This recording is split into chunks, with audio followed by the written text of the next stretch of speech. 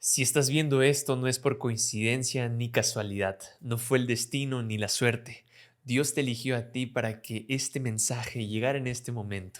De hecho, oré para que este video llegara a las personas que realmente necesitan este mensaje. Y el hecho de que aún sigas aquí no es que es una coincidencia, más sí un milagro. Sé que la mayoría no llega ni a los 30 primeros segundos de un video, pero si tú aún te encuentras aquí es porque Dios quiere hablarte. Él quiere que escuches algo que puede transformar tu vida.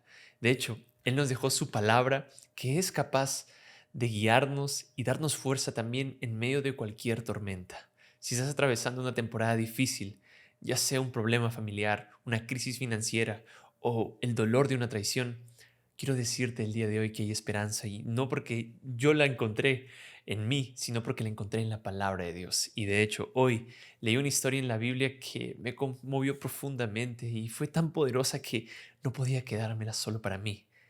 Así que tengo que compartirla contigo. De hecho, la historia se encuentra en Génesis capítulo 37. Si tú tienes tu Biblia o no la tienes o tienes algún lugar para anotar, escribe allí Génesis 37. Porque si aún me escuchas, quiero invitarte a que puedas escribir la palabra amén en los comentarios. Y la pregunta es, si Dios es bueno, ¿por qué suceden cosas tan malas?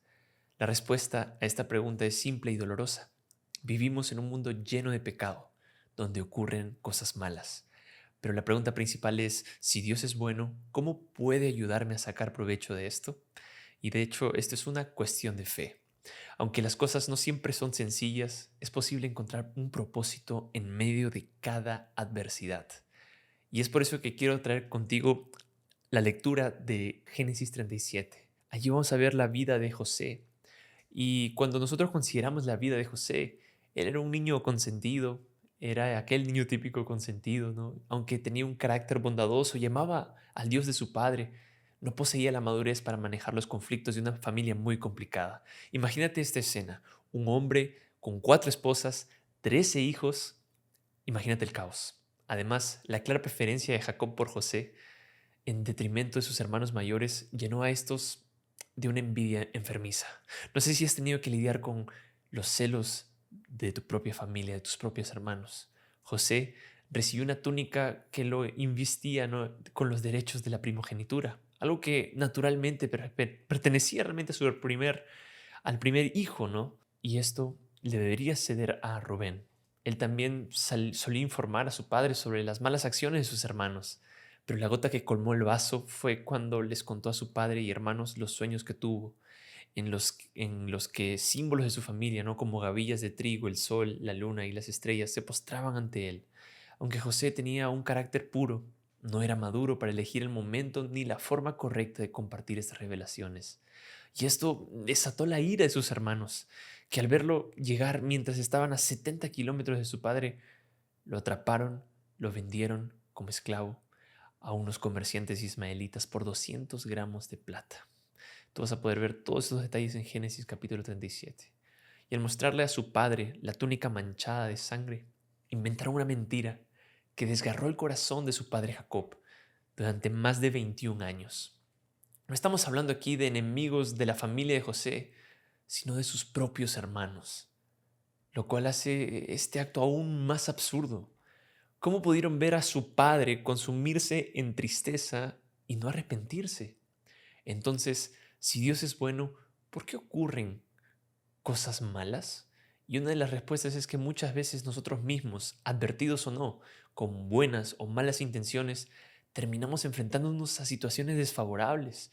En ocasiones Dios nos libra de estos problemas, pero otras veces Él usa esas ocasiones, estos problemas para hacernos no solamente mejores personas, sino para hacernos más dependientes a Él.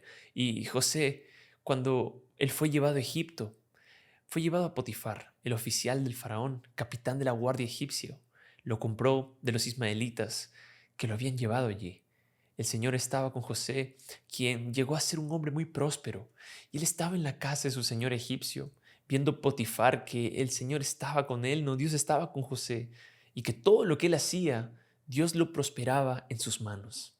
José alcanzó el favor de él a quien servía y lo puso como mayordomo en su casa y le confió todo lo que tenía. En Egipto, José fue expuesto a todo tipo de tentaciones poco comunes, ¿no? Estaba rodeado de idolatría, donde el culto a los dioses estaba lleno de lujo y realeza, respaldado por la riqueza y la cultura de la mayor potencia política y militar del mundo antiguo. La sensualidad y el vicio lo rodeaban diariamente.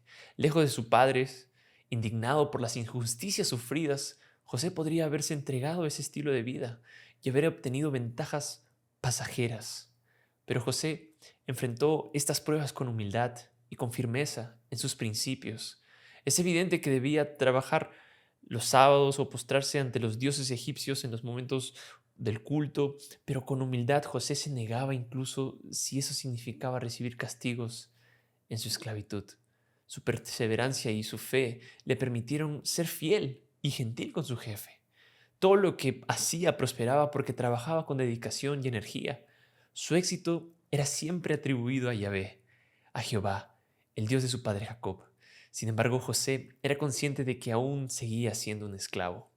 Y es que Satanás usó una gran tentación contra José, la esposa de Potifar. Ella intentó seducirlo, pero José se negó con estas palabras: ¿cómo podría cometer semejante maldad y pecar contra mi Dios?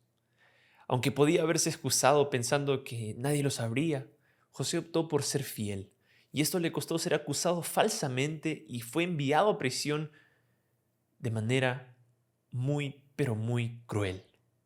Pero él permaneció fiel a Dios. En prisión, a pesar de que él había sido injustamente enviado a prisión, José no dejó de confiar en Dios. Años después, interpretó los sueños del faraón y Dios lo elevó a ser gobernador de Egipto. Su fidelidad en lo pequeño le permitió ser fiel en lo grande. La historia de José nos recuerda que en este mundo habrá sufrimiento y sin embargo, en Romanos 8:28 nos asegura que Dios hace que todas las cosas obren para el bien de los que le aman. Aunque José sufrió por más de 21 años, su historia nos muestra cómo Dios usó todo para proteger a muchas naciones y bendecir a su familia. Cuando enfrentes por dificultades, recuerda las palabras de Jesús: en el mundo tendremos aflicciones, pero debemos confiar porque Él ya venció al mundo. Sé fiel incluso hasta la muerte y recibirás la corona de la vida.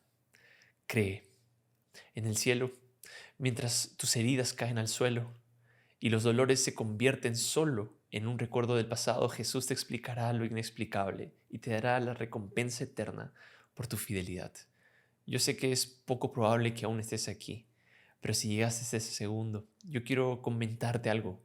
Y es que Dios puso en mi corazón el deseo de escribir un libro, y escribí un libro devocional para leer antes de dormir, en donde vas a poder tener una reflexión bíblica, un versículo, una oración, y vas a tener una oportunidad para encontrarte con Jesús todas las noches. De todas maneras, te estaré dejando el link en la descripción. Recuerda que voy a estar orando por ti, así que no olvides dejarme tu nombre aquí abajo y la hora en que viste este video. Y por aquí te voy a dejar un video en el que te comparto mi testimonio y lo que Dios podrá hacer en tu vida si es que tú permites que Él te guíe. No olvides suscribirte al canal y compartir este mensaje si fue de bendición para ti. Dios cuenta contigo.